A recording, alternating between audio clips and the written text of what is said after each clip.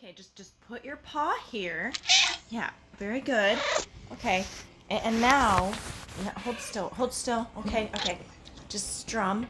That was a nice try. Let's try that one more time, Snuggie, okay? Are you ready?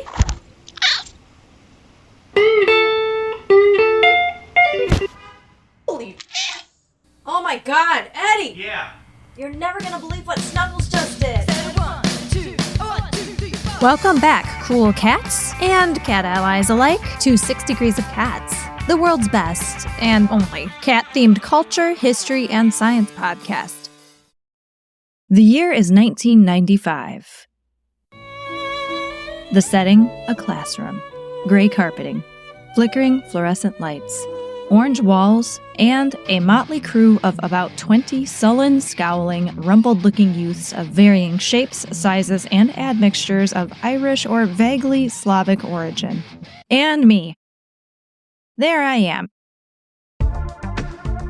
Hidden under layers of fleece and flannel, bespeckled with braces and long, straggly hair that got stuck in the bolts of those kidney-shaped desks we had to squeeze into.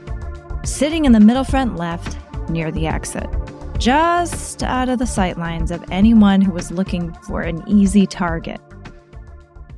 At the top of the hour, our teacher, a cotton-headed 20-year teaching veteran who surely recognized the features of former students in some of the faces of this scrappy passel, plugged in a dusty cassette player from the 80s and announced that we're going to be trying out this new curriculum. We were passed out these shiny-looking workbooks with pictures of top 20 artists from the past decade. Open it to page 12, we were instructed. On this page was a sepia-toned photo of a woman, a young black woman, wearing no jewelry and just a simple black turtleneck. She had short braided hair and was photographed from the shoulders up. The teacher pressed play on the deck. A simple acoustic loop faded in for a few bars. My friend Hillary, whose brother was in prison, looked over at me. I think my sister has this tape. Soon a low, warm voice surfaced. Bratty Freckles from the back, whose parents' small farm was just up the road from mine, rasped, "Is that a dude?" A few others snickered, and most of us just rolled our eyes. As we listened, a simple scene was illustrated through the narrator's one-sided dialogue. They seemed to be a young person speaking to their partner. The song kinda told a story about someone, anyone, anywhere really, with nothing to lose, but not a lot to begin with. Looking for a way out of the life they were currently living. A way out of a home with an alcoholic father, bills piling up and the phone ringing off the hook, having to leave school early, broken down cars and shelters, and eventually all the broken promises that come with that kind of debt. As that song faded out, I noticed that the room was quiet. Freckles and friends, usually the focus of most of the hour, were sitting low in their seats, and when the teacher asked what we thought of the song, for the first time in the history of class, Jimmy, whose sister had just had a baby, raised his hand. This illustrates one of the reasons that I got into rock and roll music. What? Tracy Chapman? Well, actually, that's not rock and roll. That's soft. What even is that? Whatever, dude. First, rude. I think Tracy Chapman embodies the spirit of rock and roll so much more than the vast majority of those topping the Billboard rock charts right now. That's actually what brings us here today. The spirit of rock and roll. Cats and rock and roll have a long history together. In fact, I think the case can be made that their likeness and general existence, their catitude, if you will, is the soul of rock and roll. So, in this episode of 6 Degrees of Cats, with the help of no less than 3 cat-loving rock and rollers, 4 if you count me, we're going to dive into the history of rock and roll and the many cool cats who have shaped its colorful history. Okay, fine, music pedants. Technically, and probably by her own management, Tracy Chapman's Fast Car, that song I was talking about earlier, is probably more accurately described as a blues or folk song. Let's look this up. Billboard charts list her singles on alternative, pop, and rock charts. Let's see. According to the Oxford English Dictionary, rock and roll is a type of popular dance music, originating in the 1950s. Characterized by a heavy beat, and simple melodies. An amalgam of rhythm, and blues, and country music. Usually, based on a 12-bar structure. And an instrumentation of guitar, bass, and drums. You okay, Brian? Cool. Fast Car. There's definitely blues in that song, and there's that upbeat tempo, and the arrangement of the instruments definitely rocks out. I rest my case. Rock and roll, man. What it is, what it was, and what it will be. Let's actually pick it up from that 12-bar blues structure and instrumentation, specifically the guitar, because for so many, that's actually where it all started. I got interested in the guitar around the time that Tracy Chapman song came on my radar. God bless my parents, my ever-loving, patient, and understanding parents. When they noticed my interest in picking up the guitar, they agreed to let me quit piano and took me on my birthday to the local music store, where you popped a balloon for a store discount. We ended up with 25% off the new guitar and an intro guitar lesson with Kevin, this nice metal dude, with whom I actually ended up taking a few months more of lessons. Thus sealed my fate, and theirs. As in, ribbons and tippins, my loving, faithful little captive audience. What troopers! They were the ones who had to endure the buzzy, rubber band snapping cacophony of my early days stumbling through whatever photocopied guitar tabs Kevin found in the back of Guitar World magazine. Yeah, friends, that's when I found my real voice. And look at me now, folks. I write and sing and play guitar in my own band. That opening song for this podcast is actually one of them. So thank you, Ribbons and Tippins, for being my first ever audience. For an isolated, rural-dwelling kid without artist parents, cable television, a cool older sibling, or a nearby college town, getting into music required serious recon. It meant subscribing to every print magazine, listening to every cool radio station, and then later, when the internet became faster, connecting with online communities to share and exchange anything and everything about my favorite musicians with folks on the internet. And to my great delight, guess who'd often enter the scene in some of those pictures after 20 hours of downloading, tying up the phone line? Sorry, Dad. Guess who'd sometimes show up in the song's lyrics, title, or even the band's liner notes? Yep, that's when I really knew I was in community. Because as it turned out, my music people, well, many among them, also loved cats. Case in point. The most theatrical musician was David Bowie, and he was also a huge cat guy. You know that voice. And if you don't, I'm excited to be the one to introduce you. That was indeed one of my people. Our people. Not only a major kitty guy, but also, surprise, a fellow rock and roller. Without further ado, friends. Hey, I'm Jackson Galaxy, everybody. I am a cat behavior and wellness expert and sometimes relationship coach. You can find me pretty much everywhere on social media. On Instagram, I'm the Cat Daddy, and you can also find me on my YouTube channel and look for me everywhere else. For those just getting acquainted, Jackson is the star of the hit series My Cat from Hell, in which Jackson would rock his stylish self up to a diversity of cat stewards' houses with a guitar case full of cat treats, cat toys, and excellent cat-soothing energy. You may, however, be surprised to learn that Jackson's first love was actually music. There wasn't a day in my life from the time I was 10 years old that I didn't express my life through my guitar until the day that my show got greenlit. From the time I was really young, I knew that I was supposed to be a musician. It's actually one of my earliest memories. My parents were huge doo-wop people, My mom being from New York and being steeped in that culture, and my dad being an immigrant, that represented sort of like the American dream in a way. There's a guitar that I think has made appearances in my videos. It was my first acoustic that my dad bought for me. This Hohner. It was so funny because I never even knew of Hohners for anything besides harmonicas. And then Jackson went electric. I'm actually a Fender guy. I'm also a Gretsch guy. I was probably 13, and my dad gave me permission to go to 48th Street in New York, I think it was Manny's, and get an amp. I bought a twin reverb. That amp is still with me. A couple of years ago, Billy Zoom from X, who's now one of the preeminent amp hot rodders, modded my amp for me. Oh, rad. X, the LA punk band with a very specific brand of country and blues influence called rockabilly or psychobilly. I knew it. I mean, it's so funny because people will either guess rockabilly or metal, and I am neither. Oh. I skewed towards theatrical music.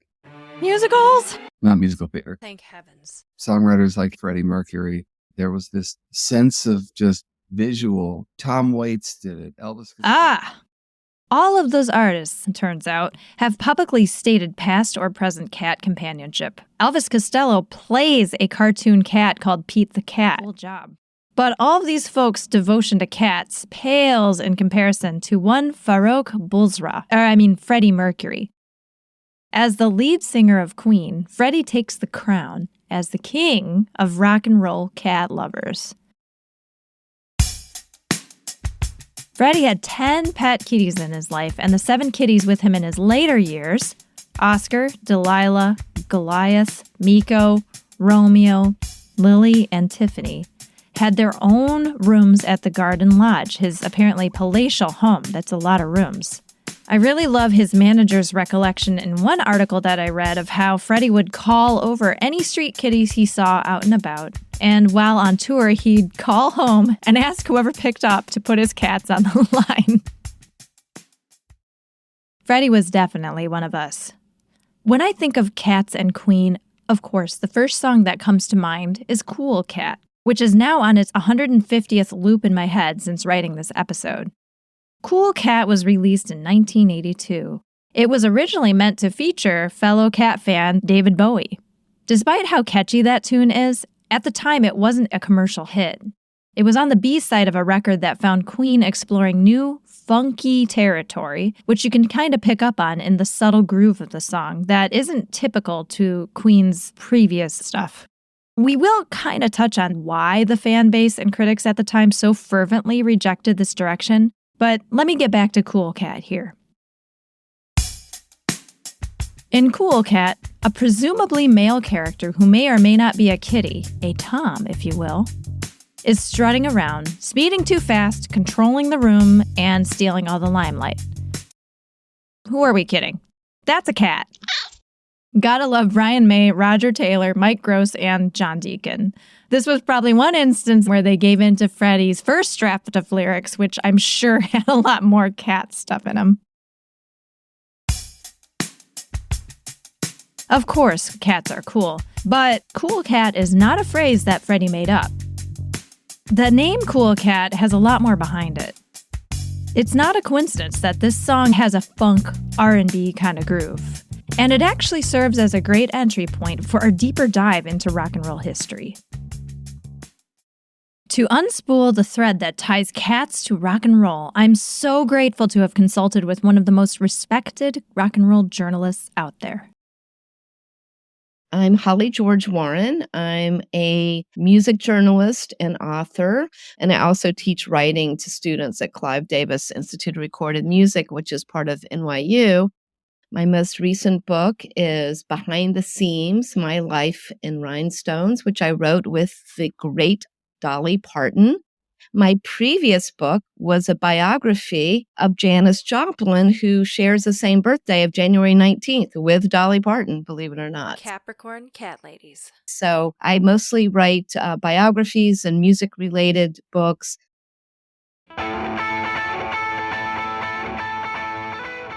I moved to New York from North Carolina, and one of the main reasons I wanted to live in New York was to see as many punk rock bands as I possibly could, because believe me, it was very difficult to see them in North Carolina. I totally lucked out when Holly received my outreach and agreed to share her knowledge on the history of rock and roll and cats. I've always loved cats. Growing up in North Carolina, we had cats. Then when I moved to college, once I moved out of the dorms into kind of a hippie house, I had a cat there. Then I moved to New York, and I wasn't in New York very long before I got a cat. I called them my dog cats because they would just follow me around and be waiting for me inside the door of my apartment on St. Mark's Place when I would come home from work. And remember what I said about 3 rock and rollers on this podcast? Oh yeah, Holly's totally a rock and roller. She's OG, I mean, come on. Living during the storied Ed Koch era of New York City in the East Village came with the territory, I'd say. I started playing in my first all-woman band called Clambake around, I guess it was around 82. And then finally, my most famous band was an all-woman band called Das Fürlines. That was a punk rock all-woman polka band that started the very tail end of 86. And you could kind of tell by our name, that band was the most cat-loving band. Like I said, the perfect person to perceive cats in the culture. So about cats and rock and roll, Holly agreed with me that cats have a history of hanging around musicians, both literally and figuratively. I do like the songs that kind of harken back to the Cool Cats. So, yeah, so you've got, I believe it was the Coasters did that great song called 3 Cool Cats, which is an amazing song. This song is very fitting to illustrate our point with cats and rock and roll because it turns out that the Coasters were the very first group inducted into the Rock and Roll Hall of Fame. Check the show notes for a link to the song. You might have to listen carefully to connect it immediately to the modern cliches we now associate with rock and roll. You know, screaming guitars, P and V sexual imagery, corn dogs, whatever. But what the Coasters played was doo-wop, kind of a great uncle to rock and roll. Doo-wop is a genre of rhythm and blues that kind of sounds like its name. And in addition to my all-time favorite busker on the 4-5 Friday mornings to the Bronx, another place I hear doo-wop a bit can be heard in one of the best jingles of all time, the Chili's Baby Back Ribs commercial, which, believe it or not, was originally part of a reality show for a funeral. Not even kidding. But I digress. To get to the bottom of all this cool cat talk, we gotta get into the rhythm and blues, R&B. What is rhythm and blues? Let me defer to the professional here.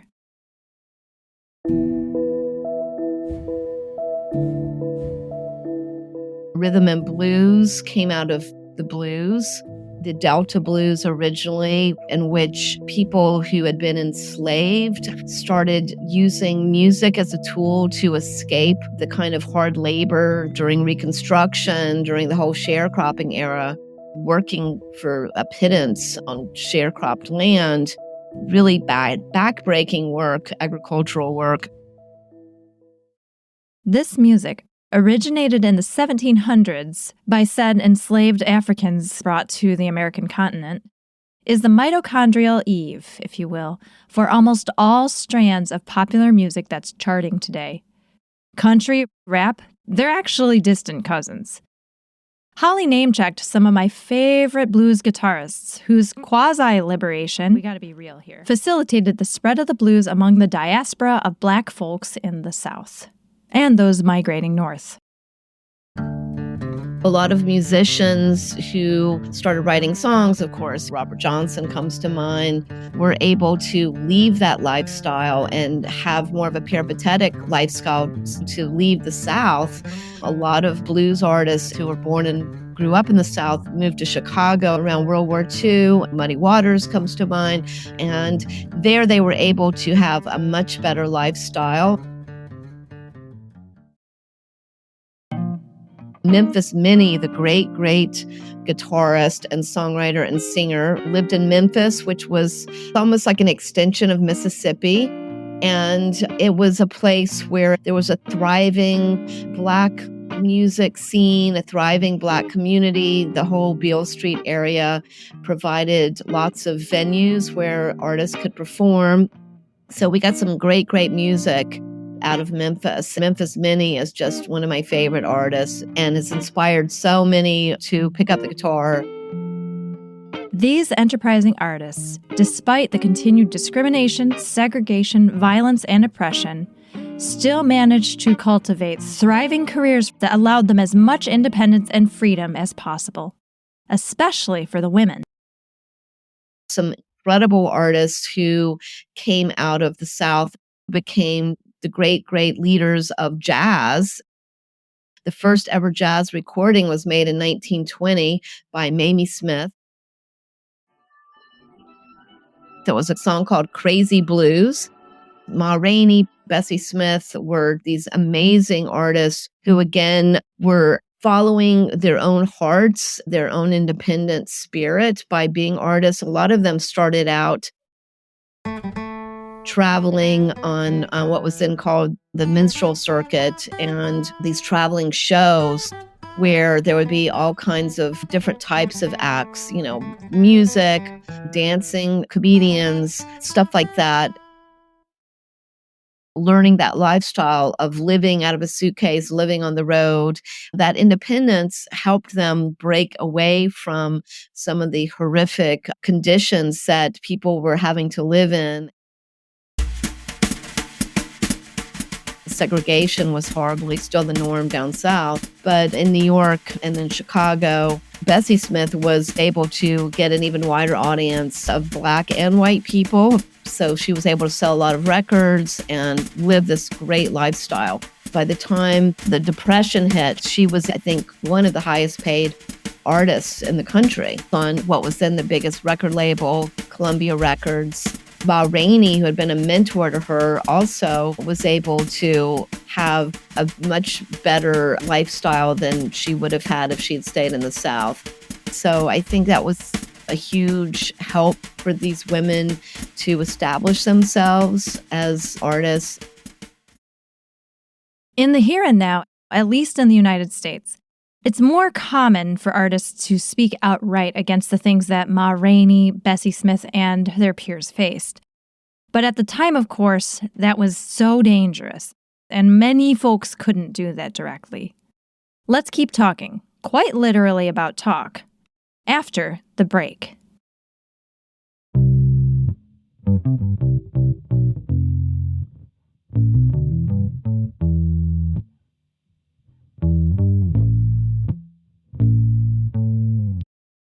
Before the break, Holly told us about blues music, the progenitor of rock and roll and its cousins, that paved the way for the birth of the cool cats. We can't really trace the origin of cool cats without understanding a little bit about jazz. Wait, weren't we talking about the blues?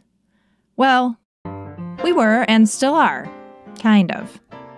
Basically, jazz is a descendant of the blues that continued the tradition of decentralizing European and Eurocentric traditional structures of music by upending its rules on structure and style. The earliest iteration of the jazz you're hearing now is probably close to what they'd call traditional or Dixieland jazz, which came out of New Orleans in around the late 19th century. The Jazz Age. There are other types of jazz, but the important thing to remember is that overall, jazz is an intrinsically Black art form. And as jazz evolved, in the 1950s, a more laid-back variation emerged: cool jazz. A demarcation of that is Mr. Miles Davis's groundbreaking record, The Birth of Cool. And with cool jazz came cool cats. Now, does that mean that there were cats hanging out at the clubs? Were there cats in the bands? Were the cats in the audience just like Ribbons and Tibbins? Well, kind of.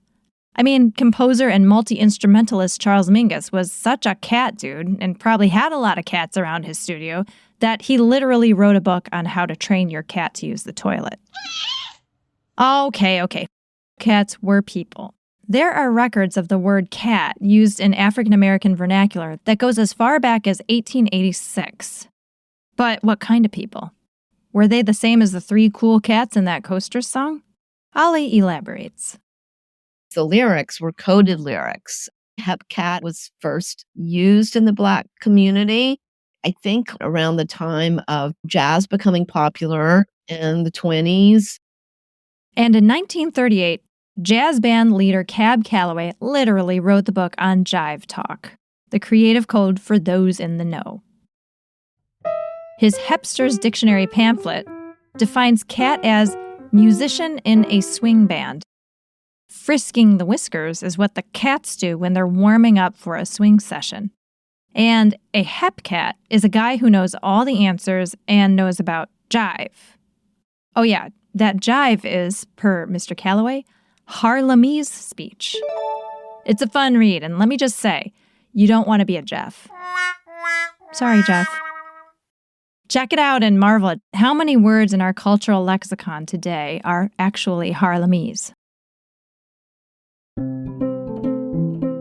It's interesting to see how jargon from the Black community gets spread to white people and then, of course, globally now around the world. So, yeah, I think it definitely came out of the jazz and blues era when the music spread around outside its original regions where it was started. Once people like Louis Armstrong left New Orleans, went to Chicago to get a wider audience, the music and the ideas began to spread to a larger population.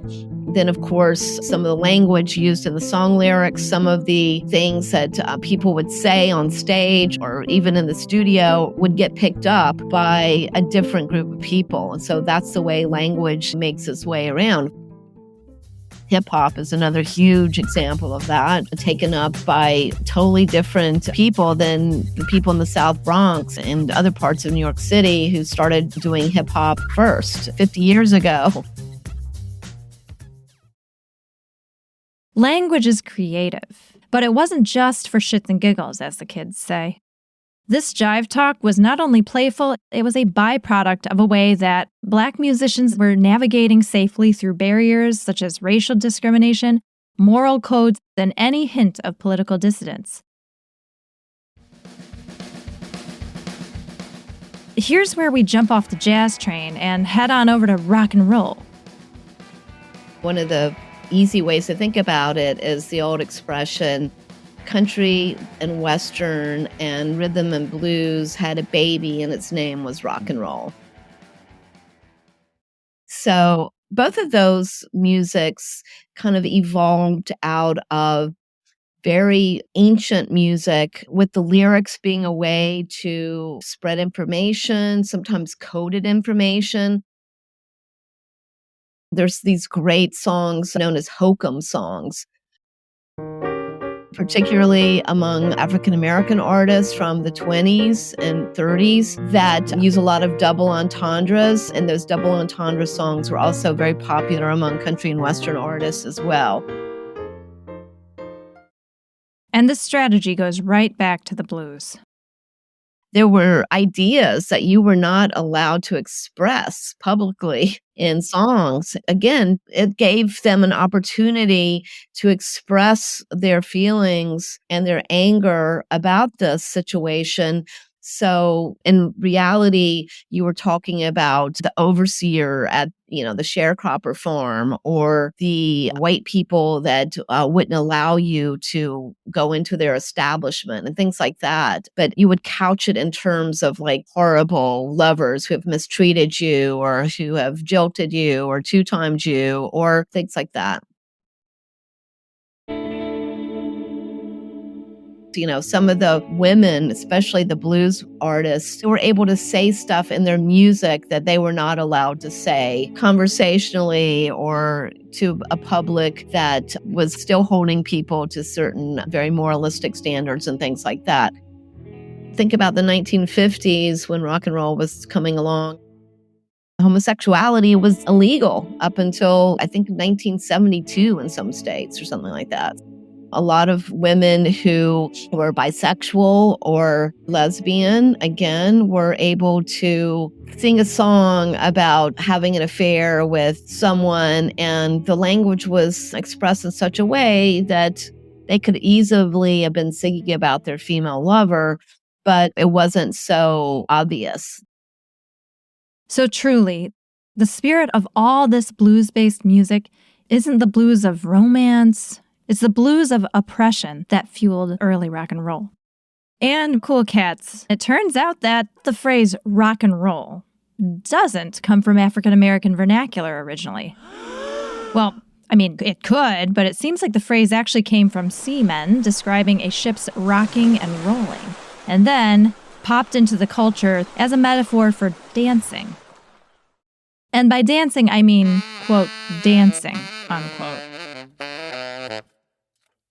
Earlier on, I had shared the Oxford Dictionary definition of rock and roll that did acknowledge this genre's blues parentage, its facilitation of dancing, wink wink, and that it most commonly featured a core instrumentation of guitar, bass, and drums. According to my research, the guitar's role in rock and roll was to replace the loud, showy brass section of big band, a very dancey kind of swing music, and of course, an electrifying vocal performance by a person or persons who were working crowds with the power of blues, the magic of their message, and the passion of gospel, another blues cousin. Of course, within the messages was the coded language we talked about in jazz and blues, which, as Holly helped us understand, allowed these folks to create with joy and style. The best among them? There would be no rock and roll if not for the work of artists like Bessie Smith and Ma Rainey and Memphis Minnie and Willie Mae Thornton, etc. And it all stemmed right back to Sister Rosetta Tharpe, who is the inventor of rock and roll. That was real-life rock and roller, lefty upside-down shredder, and amazing cat mom, Malina Moye. You can always find me with my name, Malina Moye. Twitter, Instagram, Facebook, TikTok. So I'm super excited about continuing to spread the word and share my album, Dirty. We're currently touring for 2024. Please stop by, say hello. I love meeting new people. Malina's one heck of a guitarist who proudly carries on the legacy of Sister Rosetta Tharpe. This legend, an absolute shredder, you gotta check out the videos, y'all, was born into a musical family in Arkansas, and by age 23 had already established herself as a guitarist and singer, despite the many, many barriers of that era, and the fact that she was one of the only young, queer Black women on the circuit. Talk about rock and roll. This is a woman that literally took gospel. When you think about gospel and you start looking at the things that come from that, that is rock and roll. When people get together, whether it's 2 people or 30,000, that is like a congregation. And when the preacher is speaking, the congregation is clapping and coming along. And it's the same thing as when a person's up here performing and giving you their all. The audience is taking you, you're taking the audience for a ride, and you're both giving energy. So, how come we have Chuck Berry, Little Richard, Elvis Presley, Tina Turner, the Beatles, Aretha Franklin, Janis Joplin? Why no David... Sister Rosetta? The riffs that she was playing, how she played it, how she looked, it just got erased. It just got erased. Blues and jazz crossed over from Black communities into white dominant ones, as we discussed. And then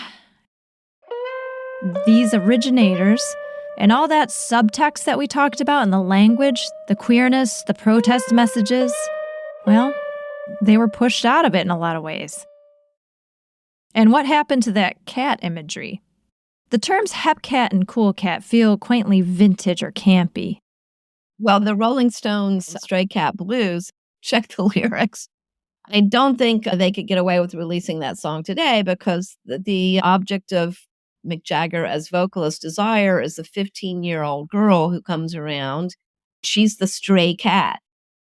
There's a lyric encouraging the 15-year-old girl to bring another friend like that and bring her up there too, the two of us. And isn't there that other song, Under My Thumb? I have to say, I do love that song, but Siamese cat of a girl? Really? What is it with cats, Mick? Sheesh. The jive talk of yore, specifically placing cats on the same pedestal of cool as the players themselves, seems to have ended when, well, the mic got passed away from the folks like Sister Rosetta and their messages of resistance from poor treatment, be it from a lover, a slaver, or the man. Blues is the root of everything. Rock and roll is a part of something that, as an African American culture, we've created. That's exactly where it comes from. The reason why I actually wrote the song Enough was because I saw the same people on the same covers. This one magazine ended up putting one Black woman up there, and it was Sister Rosetta Tharpe. And I remember going, wow, this is awesome. But you're not looking at everybody who contributed to this. You need to do representation. I'm also advocating and asking people like the Image Awards, Soul Train, to please put categories in like rock as well as country, because they don't even have that as a category. Early on, I could never really submit my records because there's no lane to put that in. She's doing that for all the cool cats out there.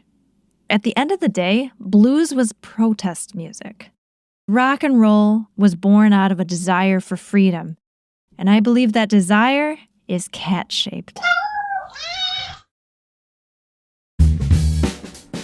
Just, realize that cats are rock and roll. There's something about the wild aspect of cats, the untamable, the unownable, freedom and creativity, which rock and roll should be, right? When I think about people like Freddie Mercury, I think about Prince. When I think about Jimi Hendrix, what I feel is freedom. Because when you see people in their element, when you see a cat literally living their best life, rent-free, right?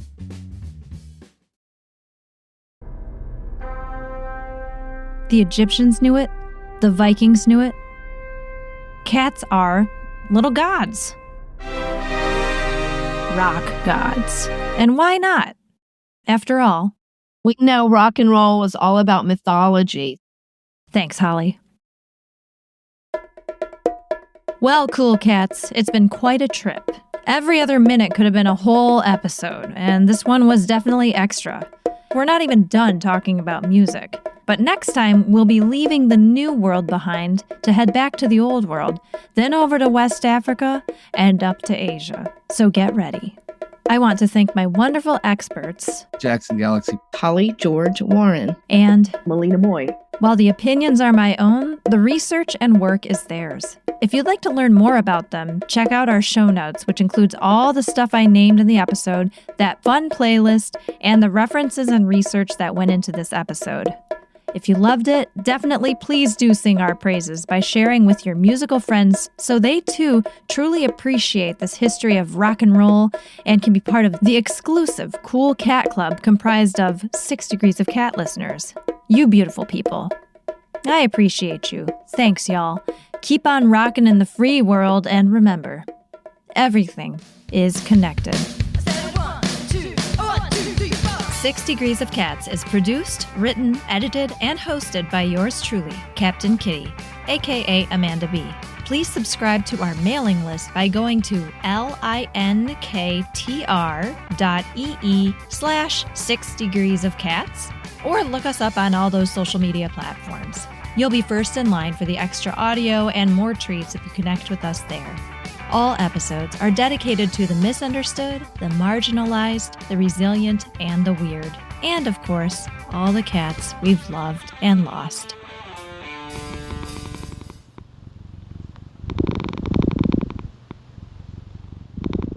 We end up getting a rescue cat, and her name is Coke Obama. Obama after President Obama. And she's black and white, like, the Chanel shoes. When it comes to just music and writing, Coco is the first to listen to all my songs. I literally would say, Coco, what do you think about this record? I'm looking at her right now. She's like, are you talking about me? Yes, I am.